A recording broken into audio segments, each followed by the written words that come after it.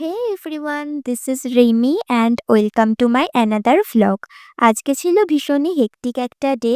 সকালে মায়ের সাথে বেরিয়ে পড়েছিলাম আর ফার্স্টেই গেলাম কোর্টে। ওখানের একটা কাজ সেরে মা বলল কালী মন্দিরে যাবে পুজো দিতে। পুজো দেওয়ার সেরম কোনো প্ল্যান ছিল না আমাদের। এনিওয়ে পাশেই ছিল মন্দিরটা। আজ যেহেতু কৌশিকী অমাবস্যা তাই ভালো একটা দিনে পুজো দেওয়ার সুযোগ হলো আমাদের। পুজো দিয়ে আমি আর মা মন্দিরটা একটু ঘুরে ঘুরে দেখছিলাম।